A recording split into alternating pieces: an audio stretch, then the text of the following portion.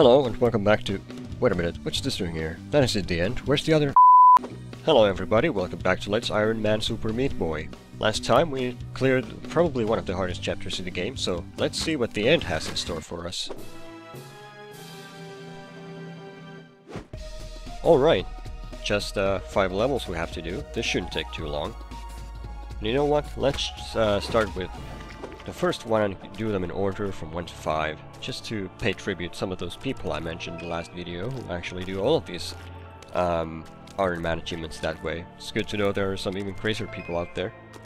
But I really like the end. It's a pretty cool chapter. It's nice to go back to Meat Boy. I haven't been using him for a while, so it's good to revisit the game basics.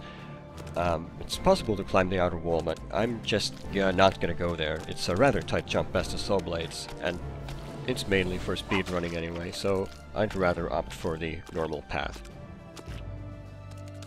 You might not have guessed it, but I'm not one for achievements really. I mean, most of them you could get if you just play a game normally, which is pointless, and some of them are just stupid, like get killed by a goat 5 times or something like that. So I don't usually go out of my way to get them. But then a game comes along like Super Meat Boy, grabs my attention for hours and hours, and after getting all the bandages, getting all the pluses, doing speed runs, I find there's something I haven't done yet, and I'm fixated on doing some of those achievements because I'm a huge sucker for challenge, and ultimately I find myself spending more and more time unlocking them.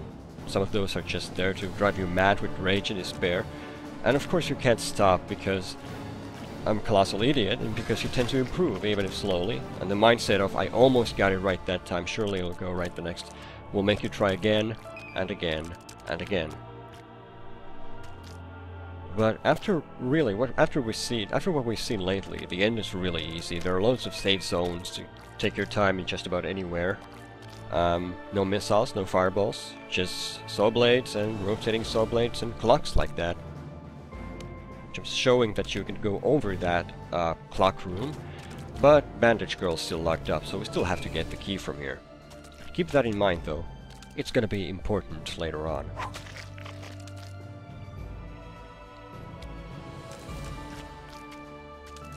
And as I was saying, this is a stop and go chapter more than anything.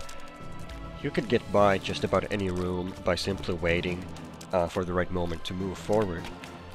And also the levels seldom push you into rushing, which is a good thing to keep in mind. There are a few rooms that force you to move a bit quicker than others, and those are basically the hardest sections of this chapter, but they are fewer and far between, thankfully. These things can be tricky, but not right here. It'll become apparent later on.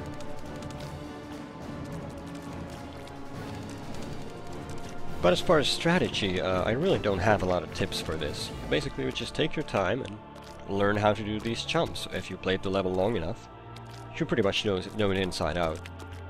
So for the most part, it shouldn't give you any trouble. Oh, here's a piece of strategy though.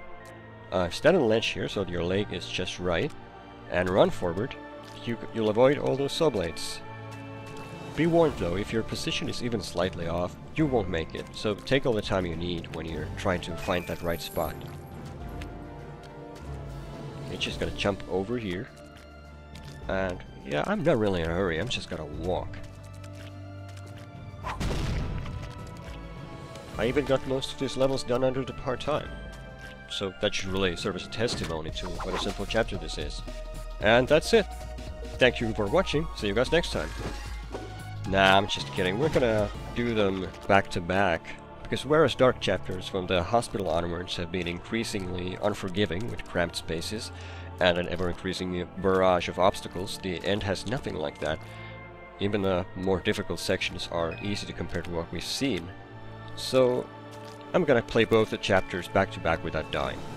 At 5 levels a pop, both light and dark end are really short, and even if you might fail at them initially, these are the 2 Iron Man runs achievements besides Forest and Squirrel Boy I'm fairly certain anyone can get with fairly minimal effort.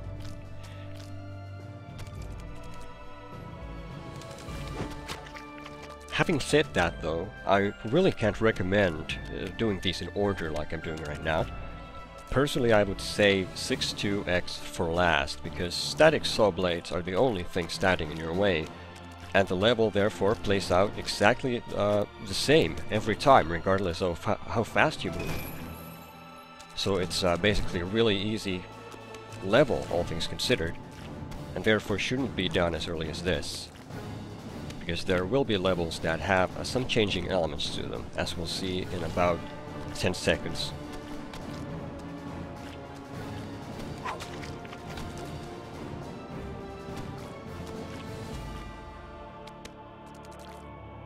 Okay, maybe 15 seconds. Like 6-3 that has a rotating saw blade clock at the very start. It's enough to give me a headache. And to make matters worse, there's another one right here guarding a key. Comparing this to 6-2, there's just a lot of stuff going on. Platforms, rotating saw blades. So yeah, really should have done that last, I think. Phew. Glad that's done with. Because the remaining 2 rooms are not quite as bad. Just one hand of the clock, if you will.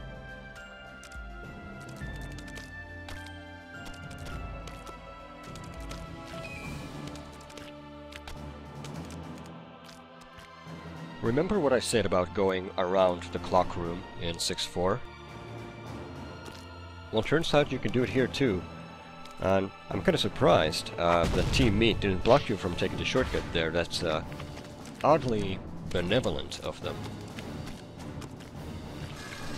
Right, if you don't start running immediately in Maze of It, the first saw blade will turn you into mush. And with all the lag I've been getting recently, I really should wait for that thing to pass just to be on the safe side.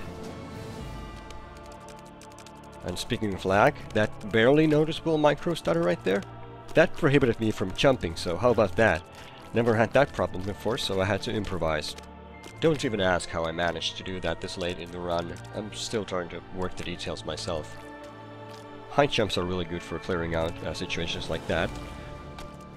And whenever there are 2 saw blades moving at different speeds, you should just take your time to wait for them to be aligned. Even then, it can sometimes trick you into thinking it's safe.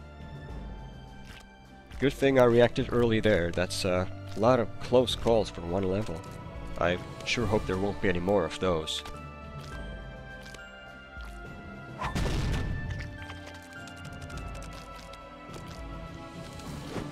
Omega, arguably the hardest level in the chapter, but this really shouldn't be all that difficult.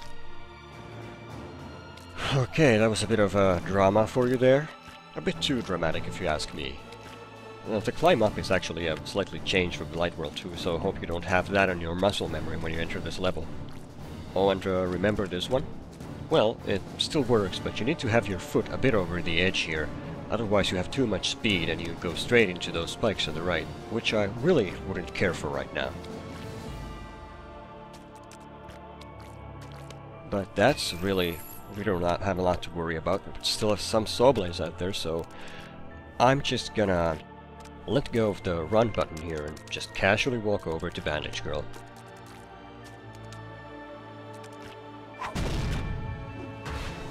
And what do you know? Both chapters done consecutively. And whoa, that would have really sucked if I died there.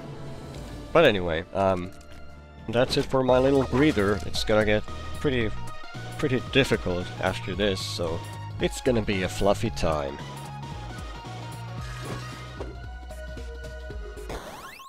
You know what? Screw it. I'm just gonna play the glitch level while I'm at it. I've already cleared 2 chapters in a row. This shouldn't be a thing. I'm just gonna chill out.